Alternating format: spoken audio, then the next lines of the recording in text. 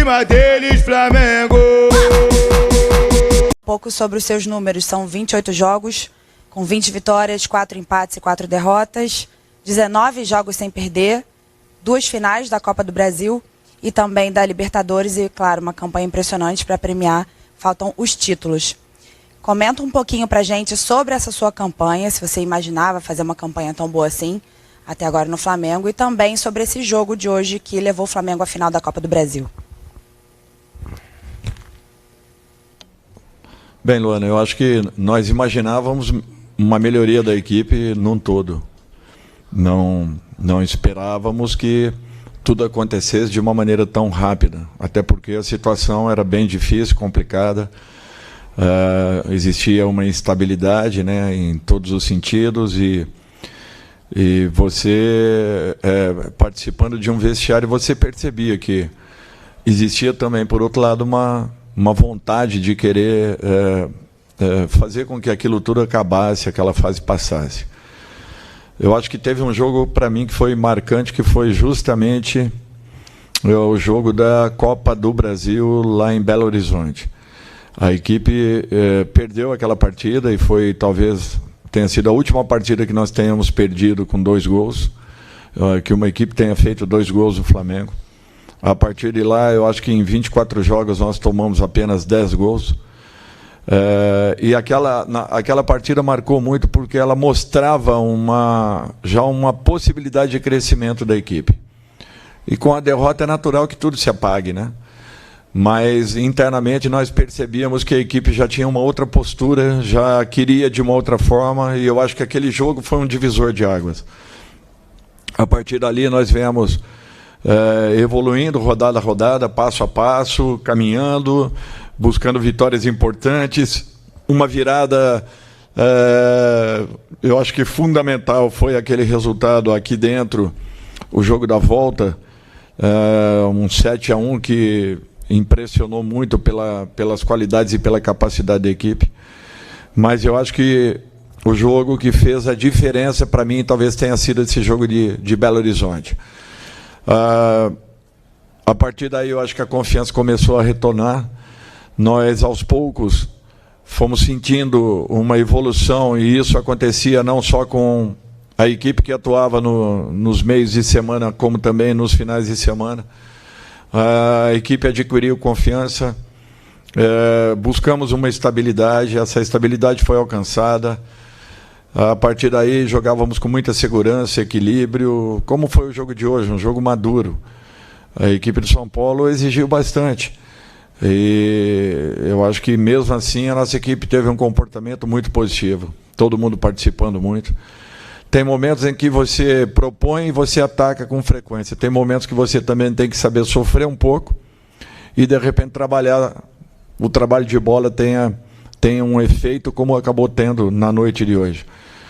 Então, eu acho que, para mim, os números são importantes, mas mais importante é a possibilidade de estarmos em 2 finais. Fato esse que talvez poucos acreditariam, né, naquela primeira semana de junho. E pelo trabalho, pela dedicação, pelo empenho de todos, né? Todos que fazem parte da nossa equipe de trabalho, eu acho que tudo isso aí fez com que a evolução ganhasse maturidade, a maturidade ganhasse confiança, e a confiança fez com que a nossa equipe jogasse ótimas partidas com muita segurança. Eu acho que basicamente foi em cima disso. Dorival, boa noite. Caio Mota, Globo Esporte, aqui à sua direita. Você falou de alguns pontos que eu já ia te perguntar. Acho que o comportamento é muito importante. Você pegar um Maracanã lotado, uma atmosfera de jogo propositivo, e você entender que, de repente, é melhor você esfriar um pouco uma pressão do São Paulo, esperar que aquela pressão inicial amortizasse e depois se impor tecnicamente. Isso passa, acho que, por um processo que o seu time teve nesses 3 meses. De primeiro ser muito competitivo, depois começar a jogar bonito, jogar vistoso, e hoje ser muito maduro, de entender a hora de propor, a hora de pressionar, a hora de esperar. Fala um pouco desse processo, desse Flamengo, que chega a 2 finais, cada vez mais, uma palavra que você falava muito no início, que era consistente. Se você concorda com isso, e dessa leitura do jogo também. Não, eu concordo, Caio, porque eu acho que era tudo que nós buscávamos, né? Uma consistência, uma maturidade da equipe. Fato esse que já havia demonstrado em outros momentos, em outras situações. Eu acho que para que você atinja tudo isso, você tem que ter uma segurança muito grande de que, quando você tem a necessidade de propor, você saiba os caminhos. Quando você tem a necessidade e uma obrigação também de ser uma equipe solidária, uma equipe que se defenda, uma equipe que saiba se posicionar, uma equipe que tem uma entrega diferenciada, eu acho que você também tem que ter isso. Palpável entre os jogadores, eles têm que ter essa consciência. E eu acho que o que resume tudo isso foi a postura que nós tivemos desde o início, e a participação de um jogador como o Gabriel, por exemplo, que eu faço questão de citar pela entrega que ele teve, pela participação que ele vem tendo, talvez até fugindo um pouco das suas características principais, mas, acima de tudo, sendo muito participativo, sendo um cara atuante, um jogador que tem se dedicado muito e se entregue em todos os sentidos em campo. E, com isso, faz aos 43 minutos do segundo tempo, ele faz quase que um tiro de 80 metros, conseguindo sair da área adversária e vir retomar uma bola quase que na nossa intermediária. Então, eu acho que isso daí é marcante para qualquer profissional, para um grupo representativo, e eu espero que nós não percamos essa essência que a equipe vem tendo. Nós teremos, naturalmente, momentos que nós precisaremos, e muito, né, da equipe, tecnicamente falando, novamente. E hoje, eu acredito que nós tenhamos aliado tudo isso. Uma segurança para poder atacar, uma boa mobilidade e movimentação nos momentos em que tínhamos o jogo por dentro, e o principal, que foi a participação efetiva de todos os jogadores, no sentido defensivo, que para mim hoje talvez tenha sido a marca mais forte dessa partida. Aqui, Dorival, canal Gustavo Henrique dando choque. Boa noite a você, Fabinho, Juan, todos que estão aqui. O que eu já fiz algumas vezes fora do ar, eu preciso fazer aqui novamente, parabenizar, porque, na minha visão, são os mesmos jogadores que estavam aqui no passado. Eu não consigo ver o sucesso do Flamengo sem a tua presença. E agora, o que acontece? O Flamengo chegou até aqui, mas você fala de trabalho, mas praticamente, eu não me recordo de uma semana inteira de trabalho. E agora vai ter uma oportunidade de preparar melhor o time. São 5 jogos até o dia 8 de outubro, que é a data limite antes do primeiro jogo da decisão. O que você está pensando? Você acha que dá para preparar o time e colocar mais peças principais para o Campeonato Brasileiro, ou você acha que é importante usar esse período para descansar os titulares, para eles chegarem firmes nas finais? Bom, Gustavo, primeiro, obrigado pelas tuas colocações. Segundo, nós não podemos passar do ponto. Eu acho que esse é um fator importante. Nós teremos a primeira semana, né, ou 10 dias aí de atividades mais diretas com os jogadores. Nós não podemos nos esquecer que nós não teremos 6 atletas com o nosso grupo. Possivelmente todos eles aí convocados, né, e se apresentando às suas seleções.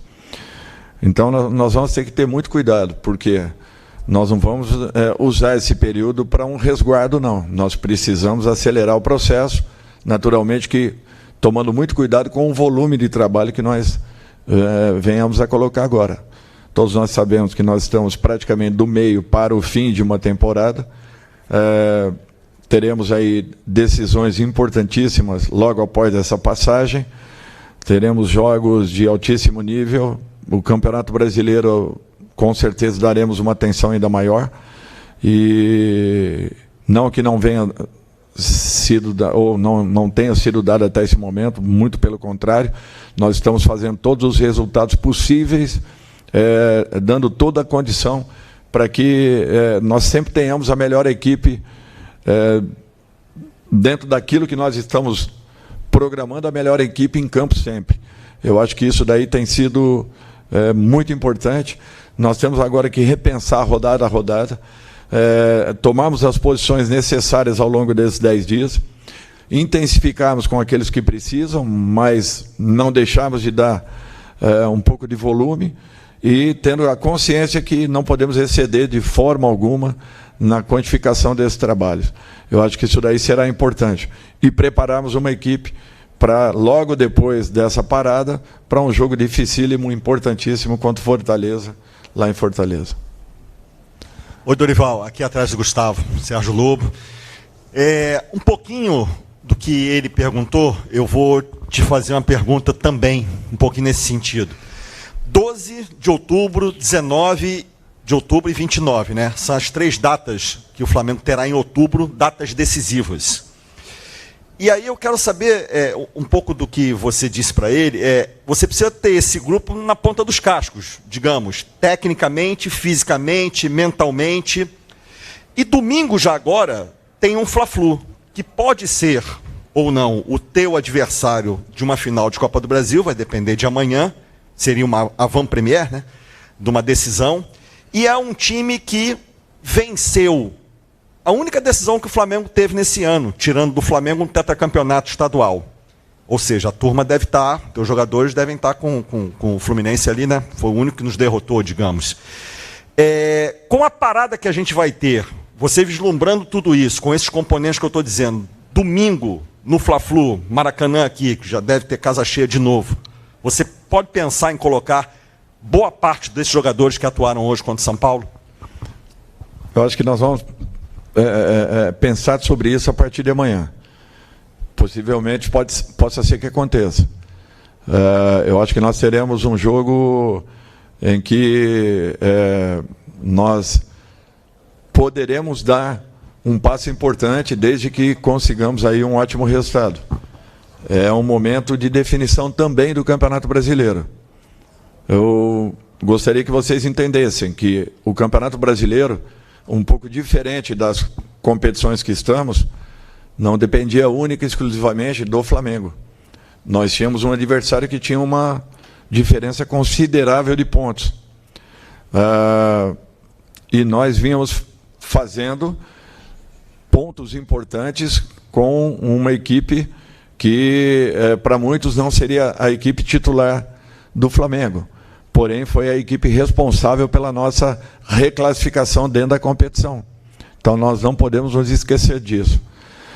Eu acho que nós estamos pensando toda a situação possível e apenas eu queria deixar aqui um alerta, que é uma pena que isso aconteça. Uma equipe ela fica refém dos seus resultados. Por quê? Porque nós poderíamos muito bem termos uma competição que fosse finalizada no primeiro semestre do ano, para que tivéssemos uma segunda competição sendo finalizada próxima ao Campeonato Brasileiro, que não geraria tantos problemas assim. O Flamengo é a única equipe que está nas 3 competições com possibilidades de brigar pelos 3 campeonatos, reconhecendo que a diferença para o primeiro colocado ela é considerável e é alta. Mas foi a única equipe que, brigando em 3 frentes, nós tivemos também que em alguns momentos temos a consciência e os pés no chão, para que não nos escapasse uma situação como a de hoje, ou a do Vélez, que muitos achavam que já estava definido. O resultado só se define aqui dentro, em campo. Nenhuma equipe, independente do resultado que tenhamos tido lá fora, que foi realmente uma boa vantagem, deixaria de estar aqui, compareceria, deixaria de comparecer a uma decisão e jogando como franca atiradora, com certeza com possibilidades reais, de repente, de fazer também o mesmo resultado que nós tivéramos lá na Argentina.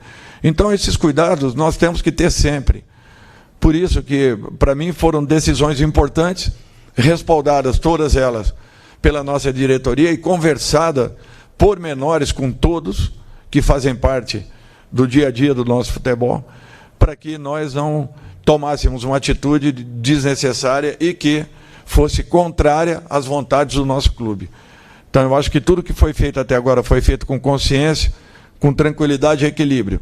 Se nesses 2 últimos resultados de empate nós não fomos tão felizes como vínhamos sendo e aí aumentaram um pouco até essas cobranças, eu só quero lembrar que o Ceará é a equipe que poucas derrotas teve e o Goiás, nos últimos resultados, teve empate com o Palmeiras, empate com São Paulo, empate com o Flamengo e uma vitória fora de casa com o Atlético Mineiro.